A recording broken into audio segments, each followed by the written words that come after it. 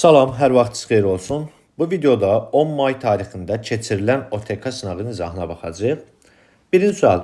Səs dalğası bir mühitdən digərinə keçdikdə sürət 2 dəfə azalarsa dalğa uzunluğu.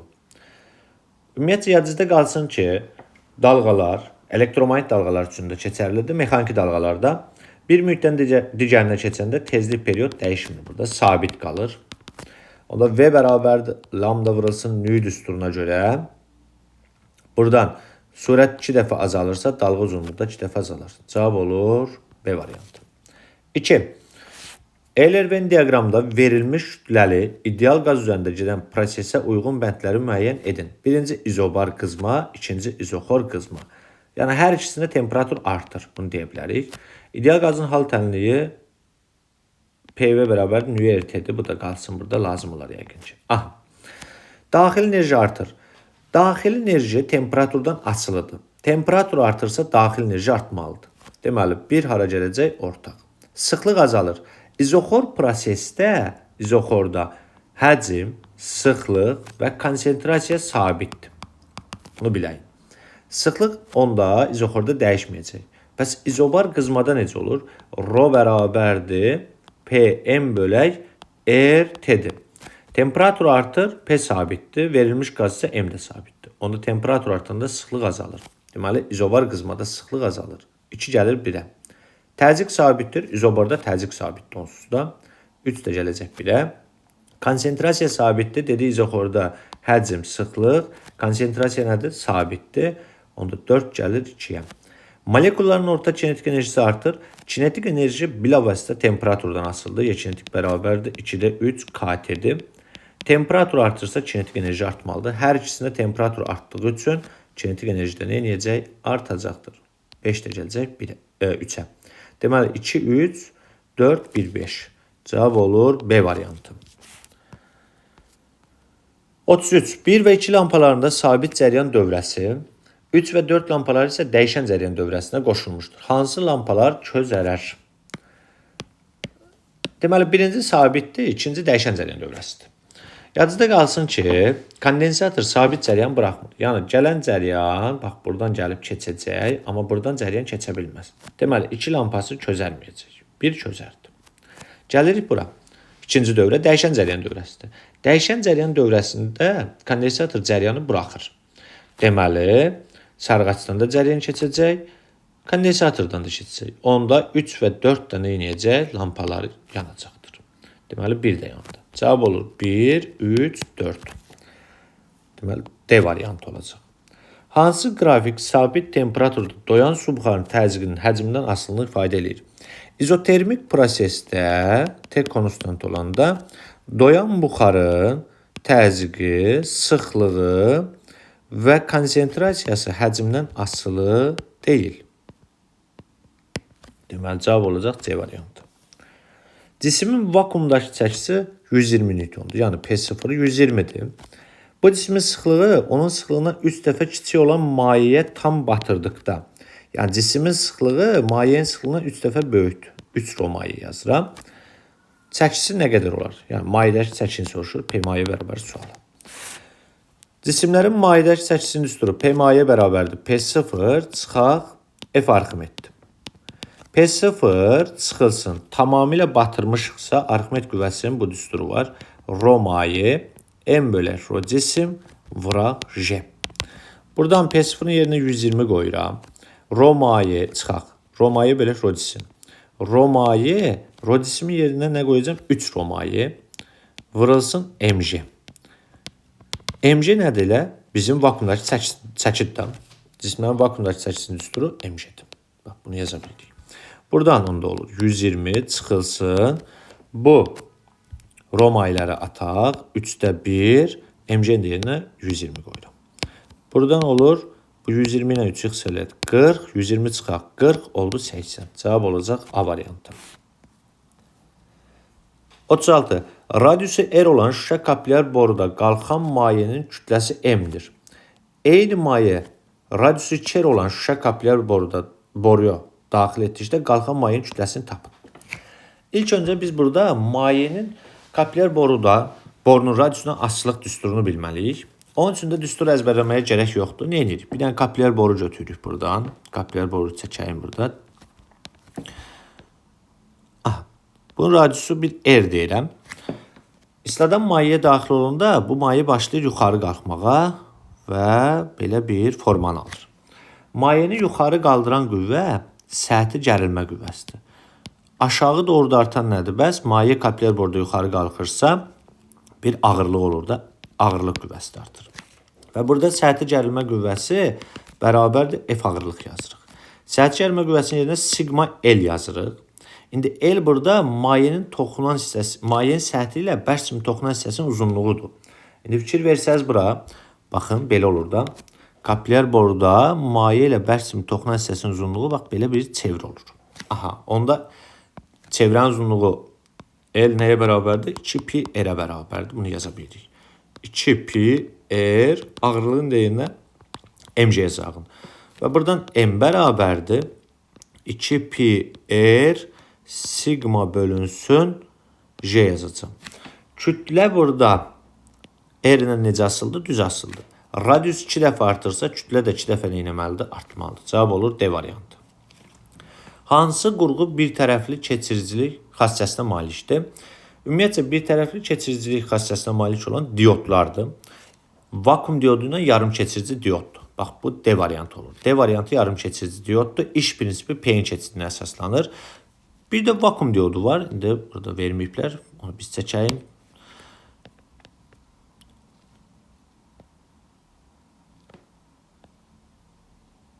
Bu katoddur. Közərmə telidir. Közərmə telin yanında hər zaman katod durur. Bu isə anoddur. Bu da vakuum diodudur. Hər ikisi bir tərəfli keçiriciliyə malikdir. Yəni dəyişən cərəyanı düzləndirmək üçün istifadə olunur. Yarım keçirici diodun iş prinsipi P-in keçidinə əsaslanır. Vakuum diodunun iş prinsipi isə termoelektron emissiya hadisəsinə əsaslanır. Ona görə cavab olur D variantı. 38. Bir cisim maqnit sahəsində uzunluqları eyni N kəsirlərin sahəsi S1S, S2, 2S olan 2 nixron məfdili yerləşdirilmişdir. Məfdillərə maqnit sahəsində təsir edən amper qüvvəsi arasında hansı münasibət doğrudur? Deməli, cəryan buradan gəlir. Bax, belə bir cəryan keçir buradan. Burada da eyni qaydada cəryan belə keçir.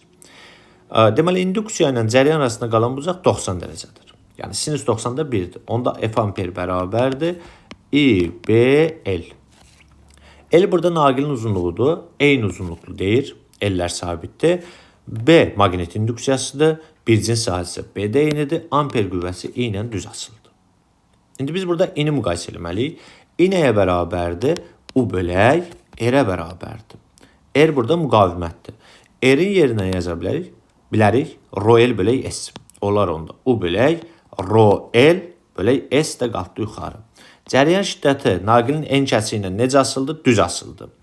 Onda belə deyək də, ikinci naqilin N kəsinin sahəsi 2 dəfə böyük olduğuna görə deməli I2 cəryan şiddəti oradan keçən cəryan da birincidən keçən cəryandan 2 dəfə böyük olacaq. 2 1-ə bərabər olacaq. Amper qüvvəsi cəryanla necə asıldı? Düz asıl deyil.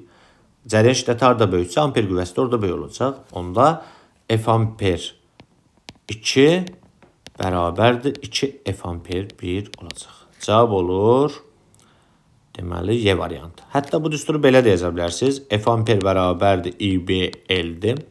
Gətirib I-nin yerinə bu düsturu qoya bilərik. U vurulsun S bölək Rho L vuraq BL. Hətta burada maraqlı olur. Bax, hər ikisi naqilin uzunluğu da bunlara ata bilərəm. Onlar belə bir ifadə. US Rho vurulsun B düsturunda ala bilərəm.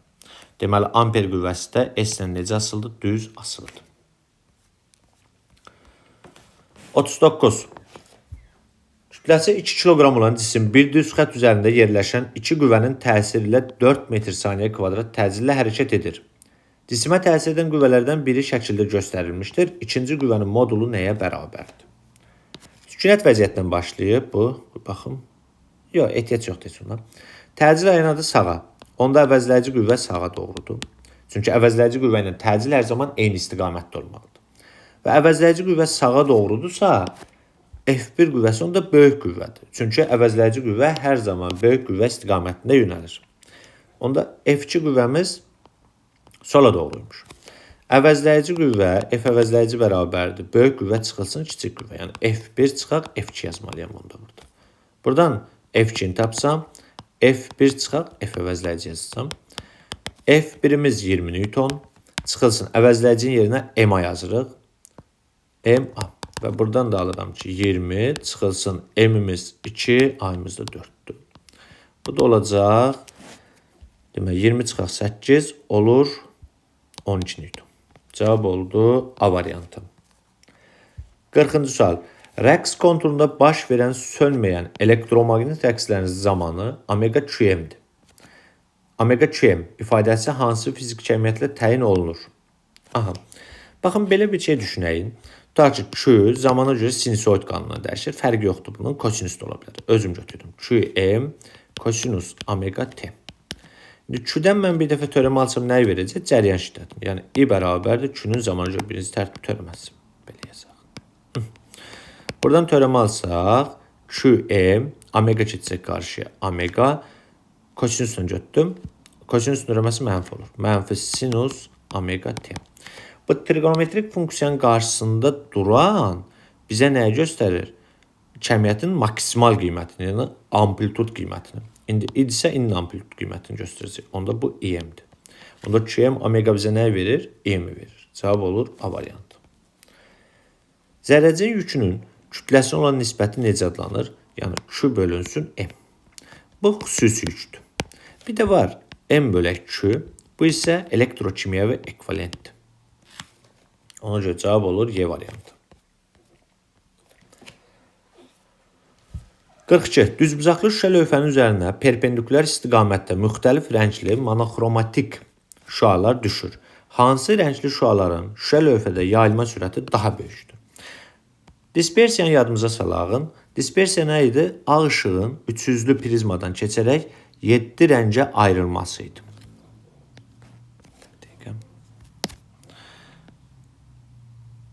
Buradan bir dənə ağ ışığı göndərdik. Bax, gəldi, sındı.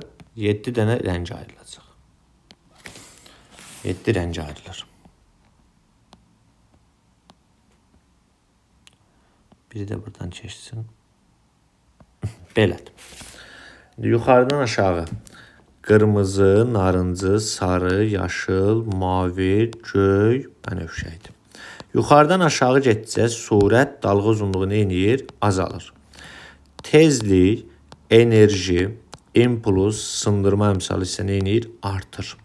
Onda ən böyük deyir də, böyük, daha böyükdür deyir. Ona görə qırmızı olacaq.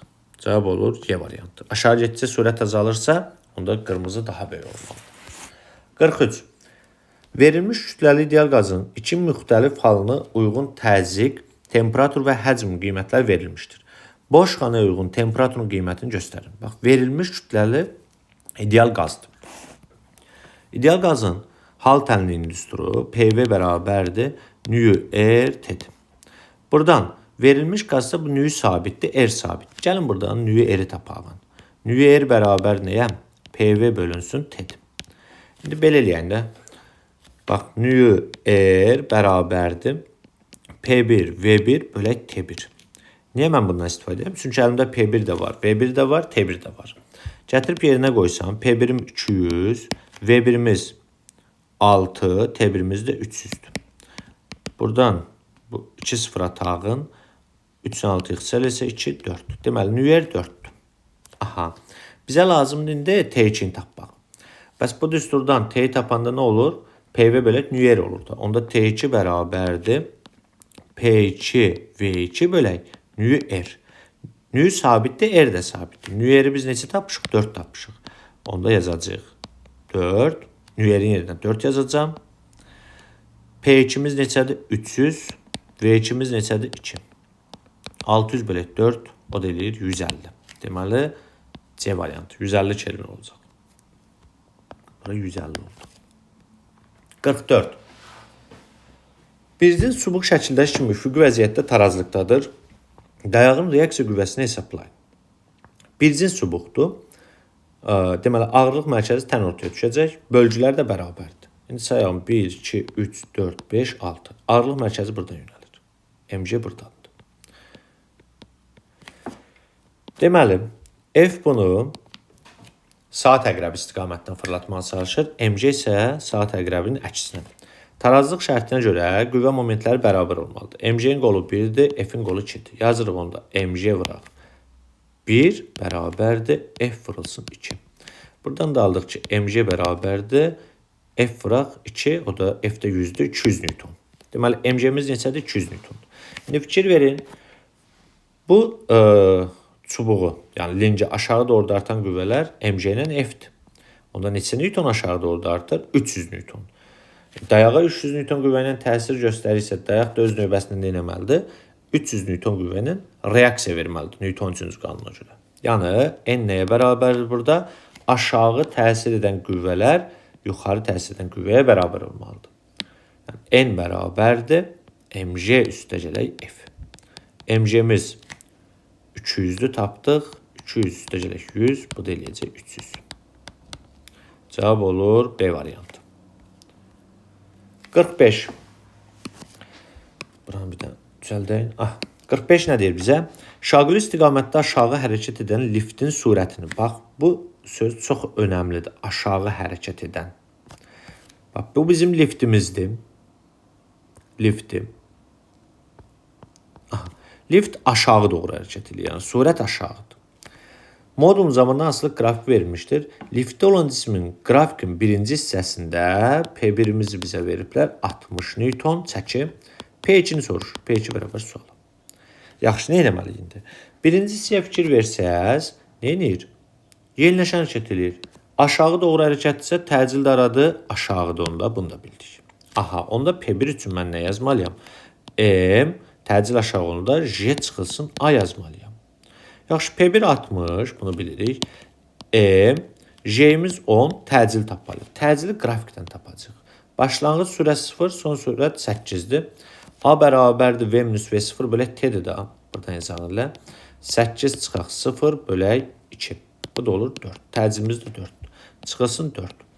Və buradan da alırıq ki, M bərabərdir 10 kiloqram. Cismin kütləsi 10 kiloqramdır. İndi P2 bərabərdir M, J üstəgələk A. Niyə J üstəgələk A yazıram? Çünki yavaşlayan hərəkət edir ikinci hissədə. Yavaşlayan hərəkətdə sürət aşağıdırsa, bax bu bizim yenə liftimizdir. Sürət aşağıdır.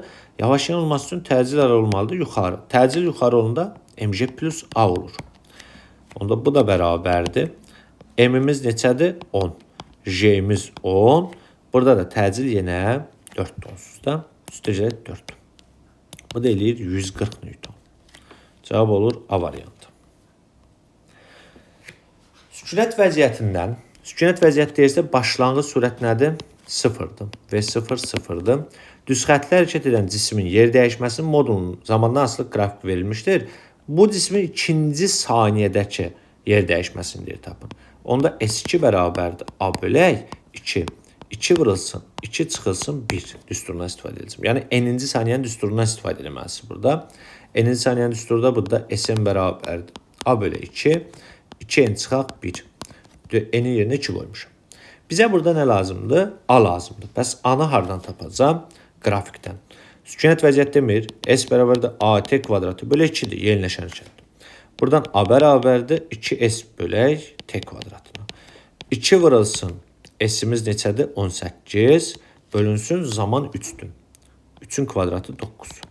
Bu da eləyəcək 4. Gətirib yerinə qoyanda S2 bərabərdir. A bölək 2 idi. A4 bölək 2. 2 vurulsun 2 çıxılsın 1. Bu da olacaq 2 vurulsun 3 6. Cavab olacaq C variantı. 47. Linzanın optik qüvvəsinin cisimdən linzaya qədər olan məsafədən asılı qrafiki hansıdır?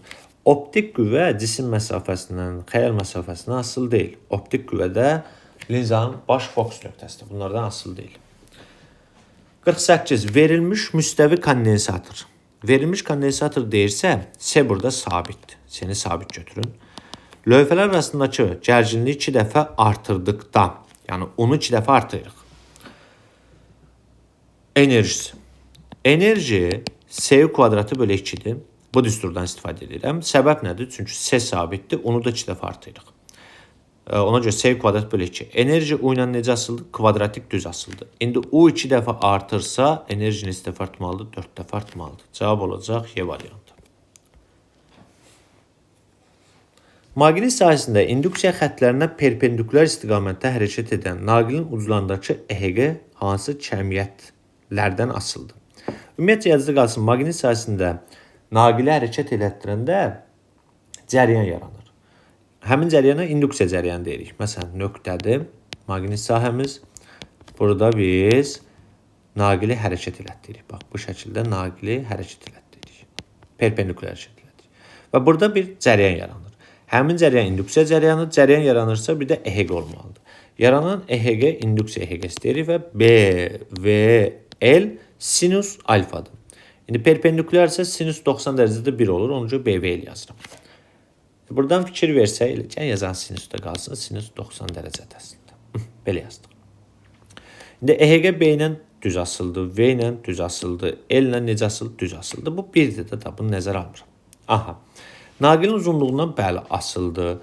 İnduksiya üçün naqilin en kəskin sahəsindən yoxdur S. Bundan asılı deyil. İnduksiya vektorun modulundan ondan da asıldı. Cavab olur 1, 3.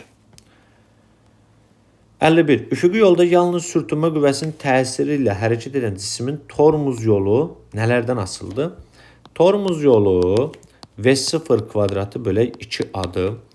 A-nın yerinə yazırıq V0 kvadratı bölək 2 müj. Digər tərəfdən M-ə vurub M-ə bölsək, MV0 kvadratı bölək 2 müj mj olacaq. MV0 kvadrat bölək 2 bizə kinetik enerjini verir. YK0 bölək müj də sürtünmə qüvvəsinin üstüdür. Fs. Hətta bunu belə də yaza bilərik. P0 kvadratı bölək 2M Fs. Çünki kinetik enerji P kvadratı bölək 2M'dir. Aha.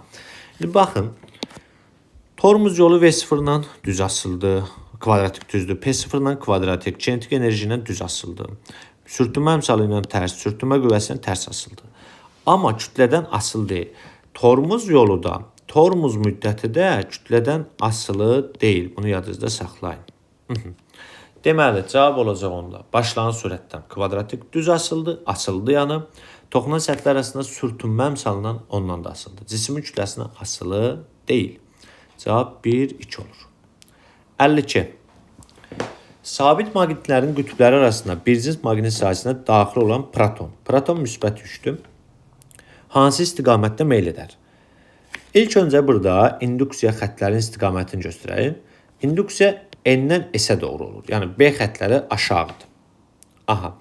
Yüklü zərrəcik maqnit sahəsinə daxil olanda həmin zərrəciyə bir qüvvə təsir edir.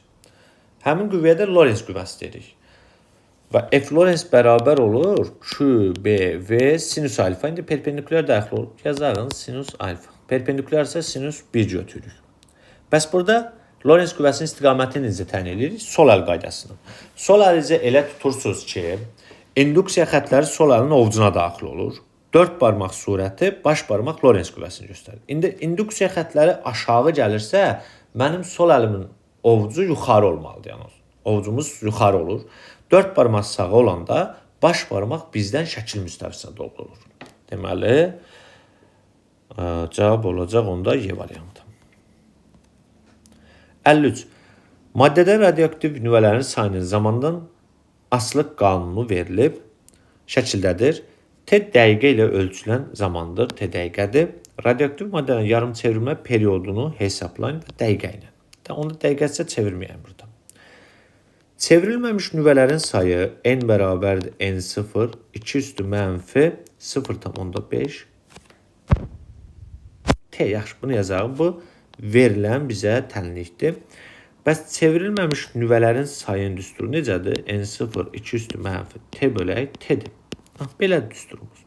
İndi fikir versəz bura, bax, buradakı T bölək T'nin yerində nə durub?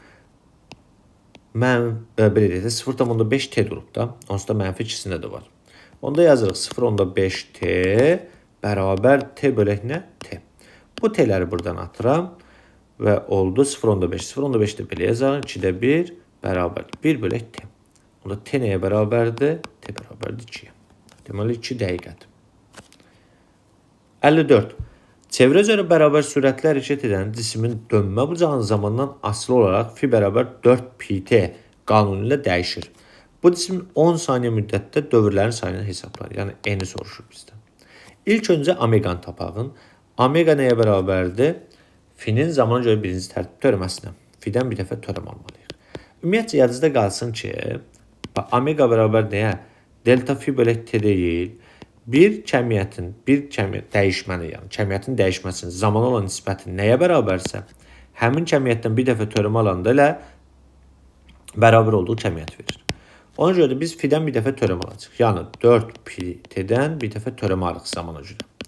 T'nin üzərində 1 var. 1 keçir qarşıya. 4 vurulsun pi, vurulsun 1. T üstü 1 çıxaq 1. O da eləyir T üstü 0. T üstü 0 da 1'dir. Ona görə 4 pi oldu. Yəni omega 4 pi'dir. Kısaca. Şimdi omeganın üstürü.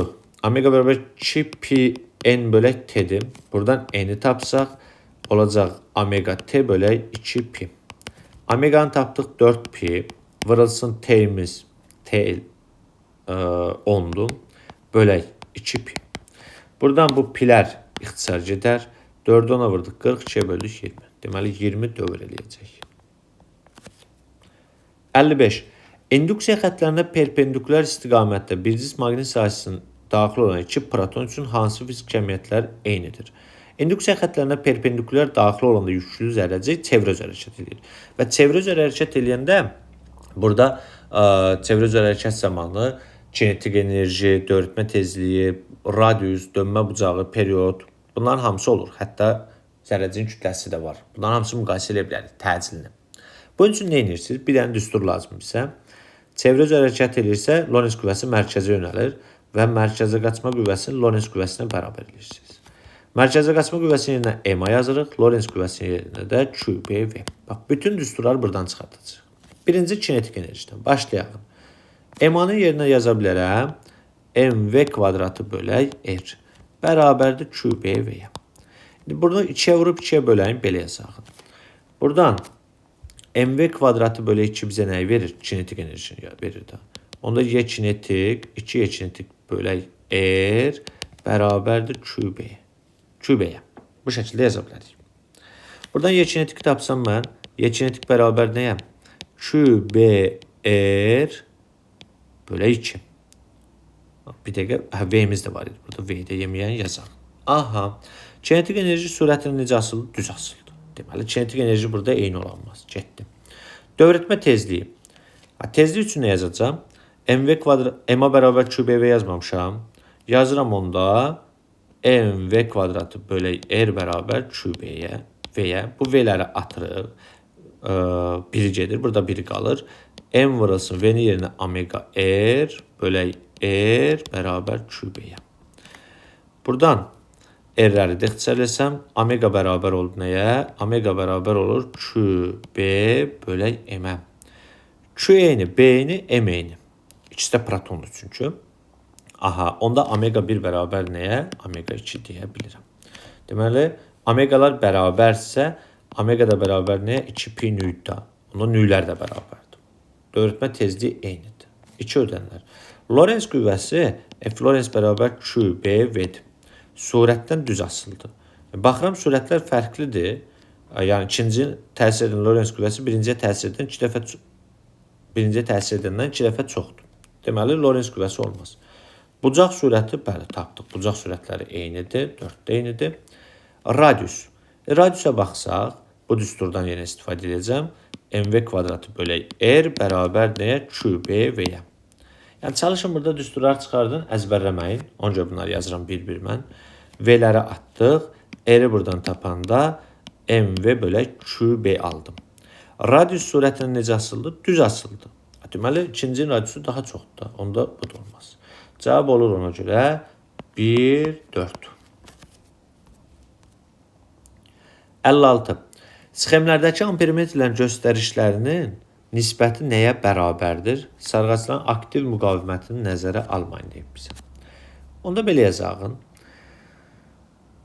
Deməli, ampermetrin göstərişi isə təsirci qiymət göstərir. Təsirci bərabərdir. İm bölünsün, kök altda 2-dir. Belə yazırıq. İndi buradan birincinin amplitude qiymətini tapağın EM1'dir. EM1 bərabərdir, yəni birincinin amplitude qiyməti UM bölünsün XL-dir. İndüktiv müqavimət. UM neçədir? 100. XL-in yerinə omega L qoyuruq. Bax, indüktiv müqavimət omega L-ə bərabər. Gətirib omega L qoyanda omegamız neçədir? Elə omega burada 100-dür. Daha doğrusu 100, hə. İndüktivlik də L-dir. 100 bölək onda omega vuraq L. Bu 1. Onda təsirci qiyməti yazanda yazacağım 100 bölünsün kök altda 2 omega L. Bu birinci ampermetrin göstərişidir. Baxın. Bu birinci ampermetrin göstərişidir. Bunu saxlayalım burada. İndi ikinciyə təsir edənə baxsam, təsir edici 2 bərabərdir. EM 2 bölək kök altda 2 yazacağım yenə. Buradan EM 2'ni tapanda yenə U2 bölünsün XL 2 yazıram bu səfər. Bu 1 idi. U2'miz neçədir? 100'dür. 100. XL'imin yerinə omega L qoyacağım. 4 omega. L'imiz neçədir? 2L'dir. Vuraq 2L. Bu da olacaq 100 bölünsün 8 omega L. Gətirib yerinə qoysam olacaq 100 bölək kökün altında 2 vuraq 8 omega L. Bu da ikinci ampermetrin göstərişidir. Bizə nə deyir? I1 bölək I2'ni deyir tapın. Yazıram onda I1 bölək I2. Yəni ampermetrinlərin göstərişi. Birinciyi nə tapdıq? 100 bölək kökün altında 2 omega L. Bunu saxlayaq burada. İkinciyi nə tapmışam? 100 bölək 8 omega L. Onda 100, 8 omega L-də qalxacaq yuxarı. Hə, burada bir dənə də kök altda 2'si var. Hə, budur. Vuraq kök altda 2. İndi burada ixtisarlarımızı eləsək, bax bu 100'lər gedir, omega L'lər gedir, kök altı 2'lər gedir, qalır 8. Cavab olur 8. 57. Uyğunluğu müəyyən edin. Verilmiş sarğasında axan cəryan şiddətini 2 dəfə artırdıqda. İnduktivlik. İnduktivlik cəryan şiddətindən asılı deyil. Bunu yadımızda saxlayalım. İnduktivlik cəryan şiddətindən nədir? Asılı deyil. Deməli, induktivlik dəyişməz. 1'ə C gələcək. Maqnit sahəsi enerjisi. Maqnit sahəsi enerjisi L kvadratı bölə 2'dir. Cəryan şiddətindən kvadratik düz asıldır. Cəryan şiddəti 2 dəfə artırsa, enerji də 4 dəfə neyniyər? Artar. Deməli, 2'yə B gəlir. Dəyişməz. Onu dedik. Ondan keçən maqnit seli fi bərabərdir L-idir. E 2 dəfə artıbsa, maqnit seldə nə eləməlidir? 2 dəfə artmalıdır. Deməli, cavab 3'ə də gəldi A. Başqa bir şey varmı? Yox. Deməli, 1'ə C, 2'ə B, 3'ə də A olur. Keçsi ətraflı sualların izahına. Deməli, 58. Çıxış işi 2 elektron voltdur. Çıxış işini onu da qeyd eləyəyim buradan. A çıxış bərabərdir 2'yə. 2 elektron volta. Metal enerjisi 5 elektron volt olan fotonlarla şüalandırılır. Y fotonun enerjisi isə 5 elektron voltdur. Yəni metalın üzərində 5 elektron voltluq foton göndərir. Metaldan qopan fotoelektronların maksimal kinetik enerjisini hesablayın. Yəni bizdən YK-nı soruşur. Koordinat oxları üzərində uyğun kəmiyyətlərin qiymətlərini və çıxış işini göstərməklə fotoelektronların maksimal kinetik enerjisinin düşən fotonların enerjisindən asılı qrafikini qurun. İlk işimiz kinetik enerjini tapmaqdır. Onda Einstein tənliyini yazırıq. Y foton bərabərdir. A çıxış üstə gələk Y kinetik. Bax, bunu qeyd edək. Foton enerjisi 5 elektron volt. A çıxış 2 elektron voltdur. Üstə gəlinsin nə? Kinetik enerji. Y kinetik. Buradan Y kinetik tapsaq, Y kinetik olur 5 çıxaq 2. Bu da oldu 3 elektron volt. Deməli, bizim elektron kinetik enerjisi maksimum neçədir? 3 elektron volt. Gəlib burada qrafik çəkməliyik. Baxın, tənliyə fikir versəz, bu tənlikdə. Bax, kinetik enerjinin foton enerjisinin asılı qrafik hər hansı bir nöqtədən başlamalıdır. Müəyyən bir nöqtədən. Bəs bu nöqtə nədir? Bu nöqtədə kinetik enerji 0 olur. Kinetik enerji 0 olunda foton enerjisi nəyə bərabər olur? A çıxışa. Deməli, bura A çıxışdır. A çıxışı neçə vermişdi bizə? 2 elektron volt. onda bura 2 elektron volt yazacaq. Aha. İndi bizim foton enerjisi artdıqca kinetik enerji düz asıldıq artacaq. Onda qrafik belə olur. Bura nə qədər gəlir? Foton enerjisi 5 elektron volt. Özü verib bizə 5 elektron volt. Bəs bunda kinetik enerji maksimal qiyməti neçə oldu? 3 elektron volt. Bax, belə bir qrafik quracaq. 59. Sükunət vəziyyətindən düz xətli hərəkət edən 2 kiloqram kütləli cismin təcilinin modulun zamanından asılı qrafik verilmişdir. Əvəzləyici qüvvənin 4 saniyə müddətində gördüyü işi hesablayın. Ümumiyyətlə, əvəzləyici qüvvənin gördüyü işi hesablayıramsa, F əvəzləyici vurulsun, S yazmalıyım mən bura. Əvəzləyicinin yerinə MA vurulsun, S yaza bilərəm. Hətta sükunət vəziyyətidirsə, bu yeniləşən hərəkətdir və S-in də düsturu nədir? AT kvadratı bölü 2. Bax, bu düsturu yaza bilərik. Və buradan da alıram ki, M-im 2-dir. A-yı 0.5, vuraq 0.5. Vurulsun A-yımız 0.5. Vuraq T-imiz 4. 4-ün kvadratı böləcək 2-yə təbii ki. Buradan həll eləsək, deməli, bu ikiləri ataram. 0.5-i 0.5-ə vuranda 0.25, 4-ün kvadratı 16 eləyir. 0.25-də 16-ya vuranda olacaq 4. Cavab olur 4 joule. 60-cı sual. Reostatın sürücüsünün bir nöqtəsindən 2 nöqtəsinə sürüşdürdükdə ampermetrin göstərişi və mənbəyin fiyəsi necə dəyişər? Aha. Reostatın sürücü qolunu bir nöqtəsindən 2 nöqtəsinə sürüşdürürük. Bax, bura müsbət, bura mənfi. Cəryan əvvəlcə belə deyək də, müsbətdən mənficidir. Əvvəlcə bax, bu qədər hissədən keçirdi. Bu qədər hissədən keçib gəlib çatır. Bura reostatın işçi hissəsinin uzunluğu deyirik. Reostat ümumiyyətlə dövrədə cəryan şiddətini tənzimləyən, artırıb azaldan bir qurğudur. İndi reostatın sürücü qolunu bir nöqtəsindən 2 nöqtəsinə gətirin. Bax, bura. Bu zaman bu qədər hissədən keçəcək cəryan. Bura olacaq. L2 buradır. Bir nöqtəsindən 2 nöqtəsinə gətirəndə uzunluq nədir? Azaldı. Reostatın cəryan keçən hissəsinin uzunluğu azalır. Müqavimətin düsturu R bərabərdir. Rho-L bölək S. Bu düsturu yazırsınız və orada qeyd edirsiniz ki, reostatın sürücü qolunu bir nöqtəsindən 2 nöqtəsinə gətirəndə uzunluq azaldığına görə müqavimət neyinir? Azalır. Və cəryan şiddəti I bərabərdir. Epsilon bölünsün, R üstə gəlsin, R-dir. İndi burada R azaldığı üçün cəryan şiddəti neynədir? Artdı. Deməli, ampermetrin göstərişi artacaq. Baxalım faydalı iş əmsalına. Eta bərabərdir. Eta bərabərdir. A faydalı bölək. A tam vuraq 100% yazacaq bura.